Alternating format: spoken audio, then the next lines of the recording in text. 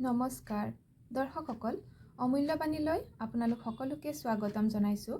আজিৰ ভিডিঅ'টোৰ বিষয় হৈছে শাওণ মাহৰ দুটা বিশেষ দিন আৰু আপোনালোকে যদি কৰে এই বিশেষ উপায় তেনেহ'লে সকলো সমস্যা দুখ কষ্টৰ পৰা মুক্তি পোৱাটো নিশ্চিত। প্ৰথম বিশেষ দিনটো হৈছে 5 আগষ্ট আৰু দ্বিতীয় বিশেষ দিন হৈছে 11 আগষ্টৰ পৰা আৰম্ভ হৈ 12 আগষ্টলৈকে থাকিব। এই দুটা বিশেষ দিনত আপুনি যেতিয়াই পাৰিব নিৰামিষ খাব কিন্তু গোটেই দিনটো আৰু ব্ৰহ্মচৰ্য পালন কৰিব। তাৰপিছত আপুনি চিত্ৰত দেখুওৱাৰ দৰে যিকোনো ফুলৰ টাবৰ মাটিত এনেকৈ পাৰ্থিৱ শিৱলিংগ বনাব।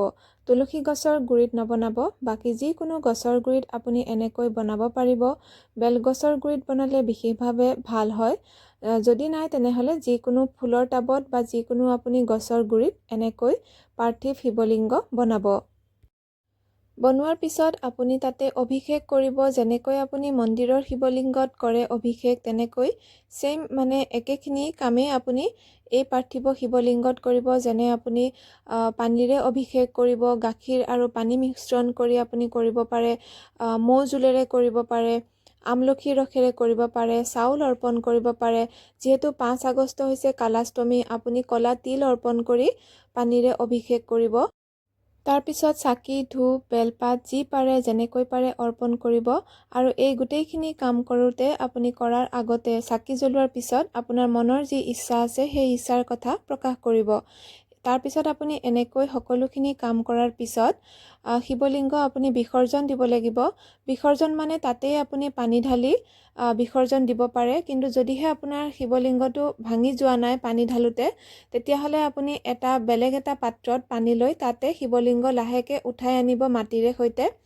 চাৰিওদিশৰ মাটি খান্দি আপুনি উঠাই আনি সেই পাত্ৰত দি দিব আৰু তাৰপিছত পানী ঢালি দিব যাতে শিৱলিংগ গলি যায় সেই পানীখিনিত। তাৰপিছত সেই গোটেইখিনি মাটি পানী যিখিনি পাত্ৰত গলি গৈছে সেইখিনি পুনৰ সেই গামলাটোত বা য'ত আপুনি পূজা কৰিছিলে, য'ত আপোনাৰ গছ আছে, ফুলগছ বা টাব আছে, তাত পুনৰ ঢালি দিব গোটেইখিনি। শাওণ মাহৰ এই বিশেষ দিন দুটাৰ বাহিৰেও অন্য সোমবাৰ বা অন্য দিনতো আপুনি এনেকৈ যদি পাৰ্থিৱ শিৱলিংগ বনাই আপুনি পূজা কৰে তেনেহ'লে মনৰ আশা কিন্তু শীঘ্ৰেই পূৰণ হয়। কৰিব আপোনালোকেও আৰু আপোনালোকৰ মনৰ ইচ্ছাও সোনকালেই পূৰণ হ'ব।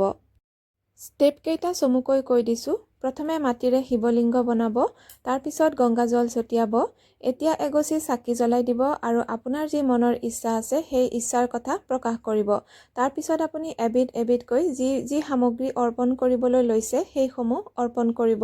আৰু অৰ্পণ কৰোঁতে আপুনি প্ৰতিবাৰতে ওম নমঃ শিৱায় মন্ত্ৰ মনে মনে জপ কৰি থাকিব। শেষত নজনাকৈ বা জানি শুনি হোৱা যিকোনো ভুলৰ বাবে ক্ষমা প্ৰাৰ্থনা কৰিব। তাৰপিছতহে বিসৰ্জন দিব আৰু তাৰপিছতো আপুনি শেষত ক্ষমা কৰিবলৈ ক'ব যিকোনো অপৰাধৰ বাবে। আজিৰ ভিডিঅ' ইমানতে সামৰিছোঁ। ধন্যবাদ।